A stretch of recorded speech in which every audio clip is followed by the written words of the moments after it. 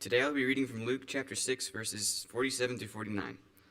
Everyone who comes to me and hears my words and does them, I will show you what he is like. He's like a man building a house who dug deep and laid the foundation of the rock. And when a flood arose, the stream broke against that house and could not shake it, because it had been well built. But the one who hears and does not do them is like a man who built a house on the ground without a foundation.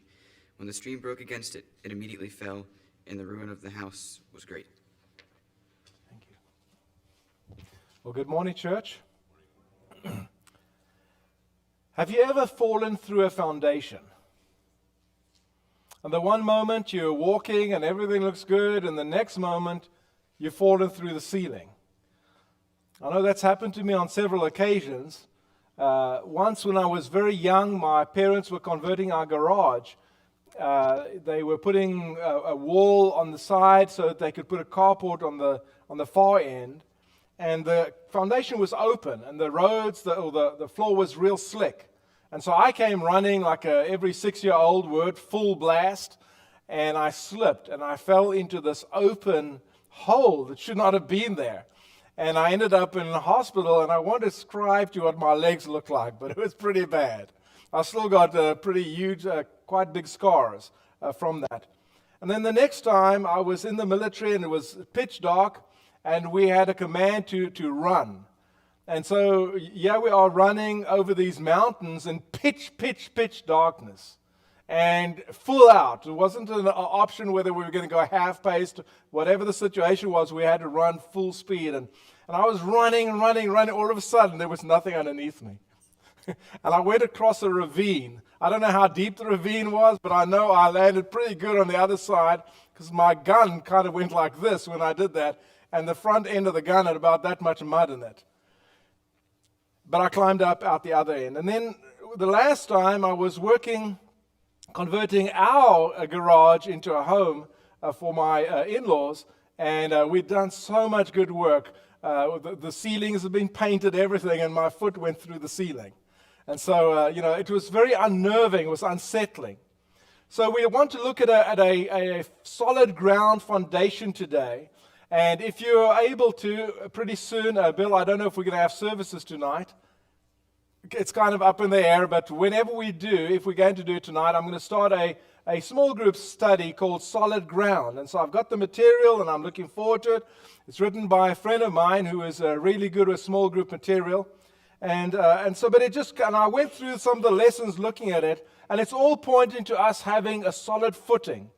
And so when we look at the Christian's heart, when we look at becoming like Jesus in 2023, we've got to look for solid ground. We've got to look for something that we can be able to stand on. Is it true or is it not true that at some point the carpet is going to get pulled out from underneath you? You all get what I'm saying metaphorically? You're going to be walking. You're going to be like a young guy getting ready to play basketball and you break your arm, right? And then how do you recover from something like that? It's going to happen. It's not in your plans. It's not something you expected to happen, but it happens. And so when that happens, we've got to be holding on to God. If we hold on to God, then it's going to be bad. It's going to be a process, but we'll get through it and we'll get up. And next time you see me, I'll be playing basketball again if I'm that young man. So how do we cultivate a servant's heart? There are 3 kinds of foundations. There is a successful foundation, there's a shaky foundation, and there's a sliding foundation. The successful foundation is the one that's built on the rock, built on Christ. The shaky foundation is the one that's built on the things of this world, and the sliding foundation, well, let's make the shaky foundation maybe a carnal foundation, where you're starting to look at carnal things or get involved with carnal things. And there's a lot of things that legalism, judgmentalism, anything like that will also be part of this. But the bad one is the sliding. That's also known as backsliding. That means when you don't make it to services anymore, your faith is really struggling. And so we've got to think about this.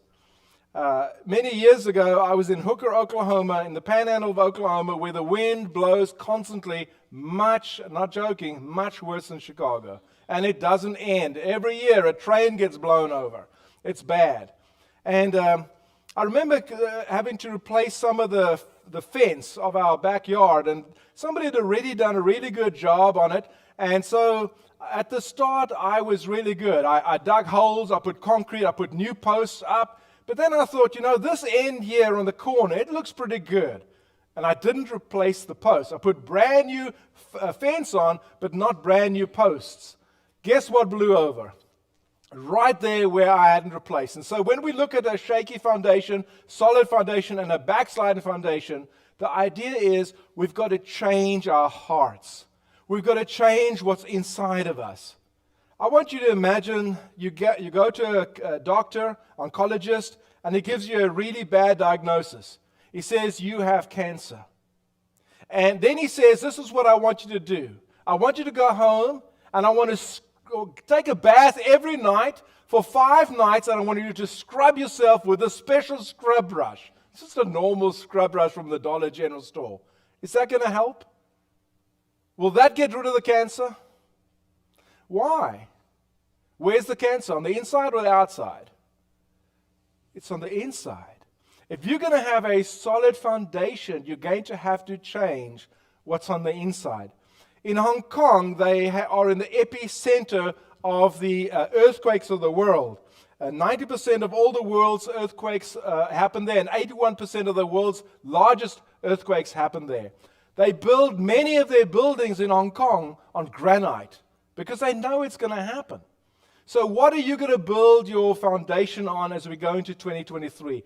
That's what we've got to look at. And every single lesson you get, every sermon, every Bible study, every Devo, every personal Bible reading that you have this new year, look at the inside. Look at what God is trying to tell you, what you need to change on the inside. So if you want to look at it, we're not going to follow this outline, but just if you want to look at it from verses 20 through 49 to see how this all ties together, you'll see that there are 7 twos. And when you look at it like this, and I couldn't find anybody else that found 7, but when I was being true to the text, I found at least 7 that I had to split up. They're the attitudes, the commandments, the illustrations, the trees. They're the deeds, the buildings, and the results. Why 2 of everything? It's because when it comes to foundation, when it comes to doing what God wants you to do, you've got 2 choices. Every single thing you do is going to be either for God or against God. And there's no middle ground in this. And so that's why we're going to look at it from that perspective. But the first thing we want to look at is what a saint's heart wants. So if you want to know my outline, I'm going to look at it like this. I want you to change the way you view yourself, and I want you, number 2, to change the way you view others, and then I want you to see how it's going to come out in judging. How you're going to judge things. And I want you to, that's going to be the practical application, because that's going to be the easiest thing for us to notice if we're building a solid foundation or not. How we judge. So let's begin by looking at how we see ourselves. What does the word blessed mean? Anybody know another word for the word blessed? Makarios. Well, that's the Greek word. But what does it mean? What's another English word? Happy. Okay? So, in the world that we live in, where the hero of every single advertisement, every single sitcom, every single movie that you see, where the hero is you, yourself, okay? And everybody's telling you, you need to build a different life. You need to be happy. Because of that, we in the United States of America are the greatest pill-popping population of any country in the world. What I'm trying to tell you is, we are the unhappiest people of any other people on the continent of this earth. Steve said to us on Wednesday, if your feet don't hit packed dirt, you are part of the 1% wealthiest people in the world. Okay? So when Jesus was talking, he was not one of the wealthy people. He was a person who was very poor. It was really instructive when I looked at how Jesus selected his apostles. Almost immediately afterwards, in one of the versions, one of the Gospels that I read this week, it said that the ladies who were with him prepared to support him. So a group of ladies who are not the biggest financial earners during the day decided that they were going to help Jesus to do what he was going to do. So how many of you would agree with me with this?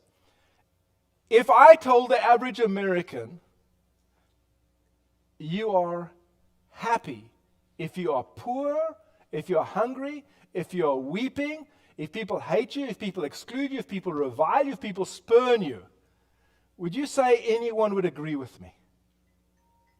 Is that what happiness is? What I'm trying to say is, unless you start to see yourself differently, you're going to fall. You're going to slide, you're going to slip, and you might even backslide. So you've got to learn to view yourself differently. If I look at these words again, and I say, was Jesus poor? Do you think there was times that Jesus was hungry? Okay, here's one. Is there time that Jesus wept? Wait a minute. Isaiah says he was a man of what? Sorrows. We just quote one thing in John chapter 11, verse 34 about, and we say, Jesus wept. But I'm telling you, he wept a lot more than that one time, or he would not have been called the man of sorrows. Was there ever a time that people excluded Jesus? Was there ever a time that they reviled him? Was there ever a time that they spurned him because of his Father? See, now we want to say we want to become like Jesus. So just wait a minute. Am I serious? Is Jesus serious about this? Is he really telling me I need to be happy when I'm poor, when I'm hungry, when people are excluding me, when they're spurning me, when they hate me, when they're calling me names? Is he really saying that? I think he is. I think that's what he's saying. I think that when we are poor, hungry, weeping, hated, excluded, all of a sudden we say, something's wrong with me. My theology must be wrong, right? I must be doing something wrong. But have you ever asked yourself this question? What am I doing wrong? Why can't I ever seem to get on with my life? What did I ever do to deserve this? And I heard somebody sitting here, right here, listening to me right now, who said this to me about 3-4 weeks ago. And I'm telling that person right now, you are what? You are blessed. And so what Jesus has just done is he's just called in the 12 apostles, and he's just asked them to leave everything that they've had. He's asking them to start new, from scratch. And Jesus, you see those first words? Jesus looked at them. And that's why I'm telling you, you need to look at yourself differently. Because Jesus is looking at you. And yes, if things are going well in your life, and you know, if those things aren't the case, maybe it's not so bad, except we're going to continue and we're going to see something else. Look at this. And I've got them lined up as, sorry, let me go back. Sorry, one there. One more. It's playing around with me again. Okay, so we see just one slide back. Oops, skipping there. Okay, let me try it again. Okay, there we are. This is from verse, nope, it seems to skip one, blessed the poor, the hungry. Okay, there it is. There's four ones there where are blessed, and then there comes the woes. Sorry about this thing's a little bit sensitive. Okay, they're the woes, 4 woes. So what is he saying about me when I'm rich, when my stomach is full, when I'm laughing, and when people are speaking well of me? What is he saying? Woe. So it's not like I can even debate this. It's not even like I can maybe get a way around it. He is definitely coming out and saying to me, I'm blessed if I'm struggling in this life, if I'm relying on him, if I'm having to pray to him every single day, God, give me today my daily bread. How solid is your foundation when it comes to the world? How sure are you where your next paycheck's going to come? How sure are you that you are taken care of in this world? As opposed to this, how sure are you with your standing in the kingdom? How sure are you that God is going to be taking care of you in the kingdom? See, this is, the way you view yourself and the way Jesus is telling you to view yourself is not a very popular thing. But here he comes right out and he says, Listen, if I'm crying all the time, if I'm depressed all the time, I'm okay. I'm okay. But if I'm happy all the time, if I'm laughing all the time, not so much. And so this doesn't have to do with your joy, your peace, your contentment. This has to do with your circumstances, with the fact that you have to have your circumstances to always be good. And so we get to this phrase here where he says to you that you have to have an idea that God is going to be taking care of you if you're not always rich, if you're not always full, if you're not always laughing, if you're not always speaking well. And so when we look at the way people judge each other today, they tell us that you have to have a lot of money, a lot of parties, a lot of fancy cars, a lot of beautiful homes, and things like that. But Jesus is saying, no, not so much that. He's saying, I want you to sell everything that you have. I want you to leave your world, and I want you to go on a journey where I can start taking care of you. Now, most of you who grew up in the Church of Christ, you've been doing this forever. You were baptized at a very young age, and you decided to put your life in God's hands. And whenever you got a new job, or a new career, or new something, you prayed about it. And I know that there's one family that does that. Whenever there's a major move in their home, they include me, and we have prayer about it. And I think that is really admirable, because this family has given up everything at some point, and they put everything back into God's control, into God's hands, and they're asking God to lead them. And so this is what is happening. So when you look at the people who are disenfranchised, when you look at Christians who are struggling, then these will be some of the songs you will sing. Swing low, sweet chariot, coming to carry me home. Has there ever been a time in your life that you really looked forward to going home? Or, nobody knows the trouble I've seen. Nobody knows but Jesus. Does that song strike a chord in your heart? Or this one, this world is not my home. I'm just a passing through. So that's where we have to be, and that's the way we have to see ourselves, and that's the beginning of changing your heart. See yourself not like what the world wants you to see, that you've constantly got to be entertained, that you constantly have to have happiness. See yourself as, no matter whether the life is going good, the life is going bad, I'm going to have joy in my heart, I'm going to be peaceful, and I'm going to have contentment. So the next thing is, how do you see others? How do you view others? So now we've seen how you should view yourself. Now let's look at how you should view others. In other words, how does a saint's heart respond? Here in Luke chapter 6, verse 27 to 36, he says, love your enemies. I know you've heard this many times, but think about it. Do you love your enemies? Do you love it when people are out to get you and they made it obvious that they are your enemies? Do good to those who hate you. Has anybody ever tried to do that? It's hard, isn't it? Bless those who pray for you. Bless and do not curse. Getting real personal here now, Jesus. Offer to those who want to take from you. If somebody wants your outer jacket, don't just give them your outer jacket. Give them this jacket also. Give to everyone who asks. These are just a little bit too hard for me to fathom. And as for the one who wishes that others would, this is verse 37, verse 31. It's the seventh thing that we're looking at here. And as you wish that others would do to you, do so to them. And there's the golden rule. He keeps on going. Oh, wait a minute. Let's just go back to verse 29. To one who strikes you on the cheek, offer the other also. So, let's do this. You are 14 years old, or let's say 10 years old, whatever, and you're still young, and you're on the playground at a middle school. And the kid comes up to you and slaps you as hard as they can on your cheek. And you say, boy, this is my chance to get blessed. I'm going to turn the other one. Okay, now go ahead, slap it again. Can you see anybody doing that, right? Can you see anybody? Would you do that? See what I'm saying? These things are so hard. I mean, you just can't get away from what he's saying over here. How I must view others. And there's these 7 things that are just so hard.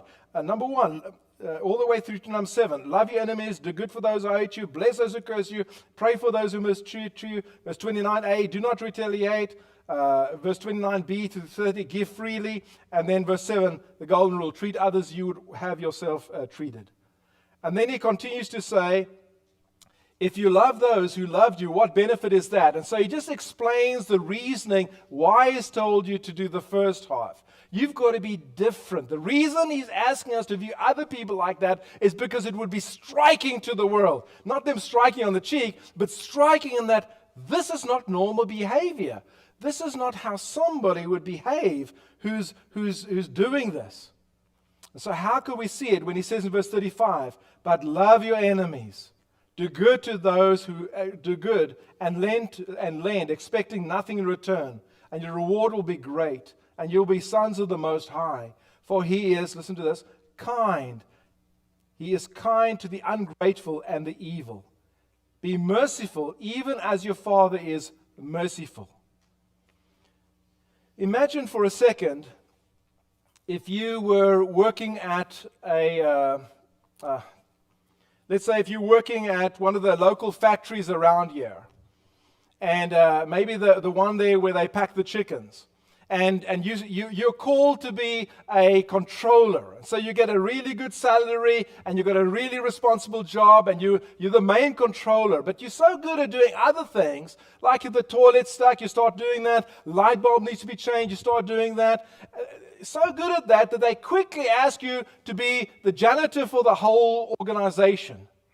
And they lower your salary. And then to make things worse, the CEO of the company hates your guts. And in front of everybody accuses you of stealing and fires you. But imagine now that this is the 1st century and you have a charismatic gift of healing. And the CEO, let's imagine that he's bent over with scoliosis. And you reach out, you look at him, and you reach out and you touch him. And as you do this, he feels threatened and he wants to back away. But as he backs away, his back straightens up. Could you imagine that scene? Well, it really happened. In the life of Jesus, when he was being attacked by these soldiers, when Judas came up and kissed him, and then Malchus, one of the soldiers, came up and Peter sliced off that Malchus's ear. Jesus came and he took that ear and he put it back on the man. See, when I told you of a modern day illustration, you said, whoa, that is crazy that a guy would do that when he's just been fired and when he's humiliated publicly like that. But that's exactly what Jesus did. And that is why Jesus is asking you, I want you to view yourself different, and I want you to view others different. So let me ask you again, church. Do you really want the heart of Jesus? Right? Do you really want to have a heart like that? Can you develop a heart like that? We've been talking about it since the beginning, and we've all admitted that this is about the most impossible standard any one of us could ever try. But yet that is what Jesus is asking us to do. And it's not easy to do this. And so we come to the last point, which is judging. And this is the way you're going to be able to see if you've managed to get the heart like Jesus wants you to have. And this is kind of a very, very hard one for us, because who of us does not judge? Is there anyone here that doesn't judge? You know, we cannot get into the car without being critical. When I got in the car this morning, my car started to slide up the road. I don't know how I'm going to make it to church. You know, I started to judge the roads. I started to judge the people who didn't clear the roads. You know, I started to long for the time when the Alexandria mayor lived on our street below me because that road was cleared, you know. So who doesn't do that? I mean, we do that, but we have to watch out because the heart of Jesus wouldn't do it in a negative way. So let's see what he says. Judge not, and you will not be judged. Again, I've got a few things here. I've got at least 7 things lined up that I can see. So judge not, condemn not, forgive is number 3. Give is verse 38 is number 4. In verse 40 you have number 6. And then you have the 7th one in the next verse, why do you see the speck in your brother's eye? So just going down it, it says, judge not, and you will not be judged. Condemn not, and you will not be condemned. Forgive, and you will be forgiven. Give, and it will be given to you. Good measure, pressed down, shaken together, running over, will be put in your lap. For with the measure that you use, it will be measured back to you. So the amount of judging I do is the amount of judging I'm going to have. So if I have viewed myself differently, and church, I don't mean going home and scrubbing your body because you want to get rid of cancer. I mean understanding that the inside of the cup has to change completely. What's on the inside, you cannot exist anymore. Christ has to exist in you. So you've got to change the inside. Then you've got to view everybody differently. Anybody that will cause you to judge, anybody that kind of like you want to put out an accusation against them, back off immediately. Immediately, stop doing that. I mean, this is hard stuff. And this is why he puts judging, and that's why I gave the outline with the context, that you can see these things are not disjointed. He intended for them to be here. But it doesn't make it any easier. Verse 39, he also told them a parable. Can a blind man lead a blind man? Will they both not fall into a pit? Okay, so the last person you judged, did you know that person's motives? The last person that kind of was mean to you, did you know what their motives were? Very seldom do we know their motives. When Eliphaz this morning, as we went through Bible study, when he was judging Job, do we know what his motives were? Did we know what the tone of his voice is? I kind of alluded to chapter 6 about verse 22 where we might figure out the tone of his voice. But we don't know for sure. We don't know for sure what Job's tone, what Eliphaz's tone of his voice was. And that's the problem. When it comes to another person's heart, we are blind. Oftentimes we're blind to our own hearts. We want to go into denial and all these types of stuff. So we need to be very careful because we don't know where that person's coming from. We try to connect dots, A, B, C, and we need to assume that. Wouldn't it be better to give everybody the benefit of the doubt? Wouldn't it be better to say it was an honest mistake, it was not intentional? You know, give them that out just for your own sake so that you would not judge. And that's kind of what I'm saying. I'm not saying that they're not being mean-spirited. I'm not saying that they didn't do it on purpose. But for your sake, try to get out of the judging business. Try to stop connecting dots. Can a blind man lead a blind man? Will they both not fall into a pit? And that's exactly what's going to happen if we keep judging. Number 6 in verse 40, the sixth thing. A disciple is not above his teacher, but everyone, when he is fully trained, will be like his teacher. Who? Who is our teacher? Jesus. What was Jesus like? Well, we just went through that. We went through that list. He wasn't asking us to do anything that he had not done. The Son of God, who could have done anything. He could have had the best palace in Jerusalem, the best room. He didn't do that. Okay, so going back to what we see. Why do you see the speck that is in your brother's eye, but do not notice the log that is in your own eye? How can you say to your brother, brother, let me take out the speck that is in your eye when you yourself do not see the log that is in your own eye? You hypocrite.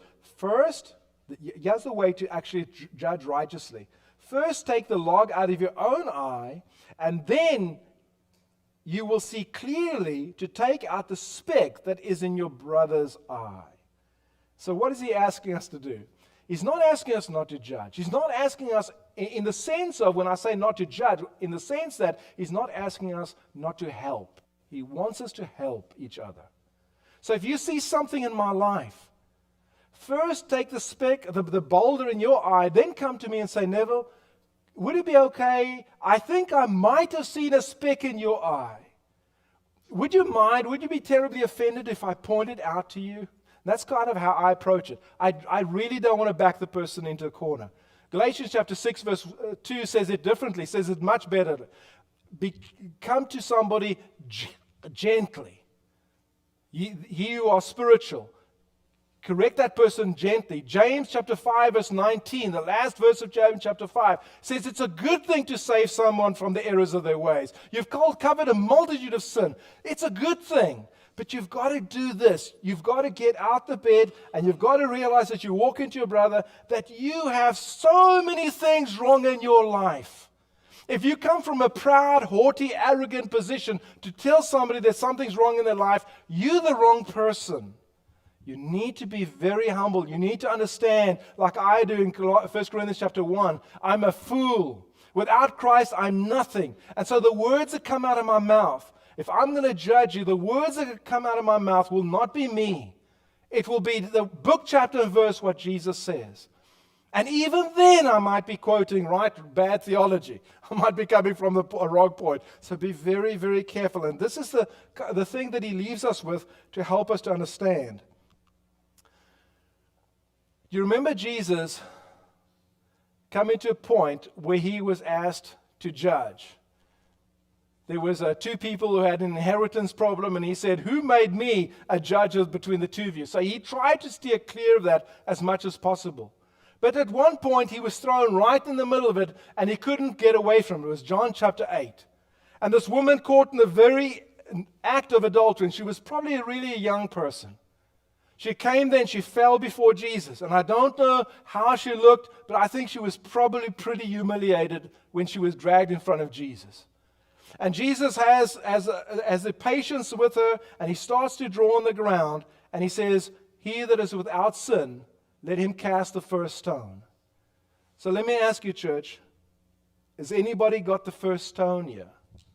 See, we don't have that first stone, right? None of us can afford to get in front of Jesus and to do that. But at the same time, there is righteous judgment. There is a time when our brother is going to help us with the Word of God. And so you might have been listening to this lesson today, and the Word of God might have been tramping on your toes. And if God has been tramping your toes through the Word of God, and the Holy Spirit has convicted your heart, this is a time for you to understand when Jesus said to the lady that has no one stayed to condemn you, he said to her, go and what? Go and sin no more. I don't know where Gus Nichols said it, but I remember many years ago reading it, where Gus Nichols said that you cannot stop sinning, but don't make a practice of sinning. Don't make sin your partner. And so while we know we're going to struggle with sin till the day we die, we mustn't make it where we are habitually sinful. So if you have something in your life right now that is causing you to habitually sin, I want you to know that you're a stumbling block to many people, and you're causing people to slip back into judging. And so if there's anything wrong in anyone's life, please consider making it right today. But the main invitation today is each and every one of us, as we sing this invitation song, and as we decide to go out here, and the attitude that we're going to go out here with, please look at your own heart. Look at yourself differently. Don't buy into the Kool-Aid of the world, that you're happy if you've got all these things. But see your struggles with life. See your uncertainty with life. See that as a blessing. And when you look at others, please don't judge them. Just put it down. But if you're subject to the gospel invitation today, if you need to be born again of the water and the Spirit, or if you need to come forward for the prayers of the church, please come forward right now as together we stand.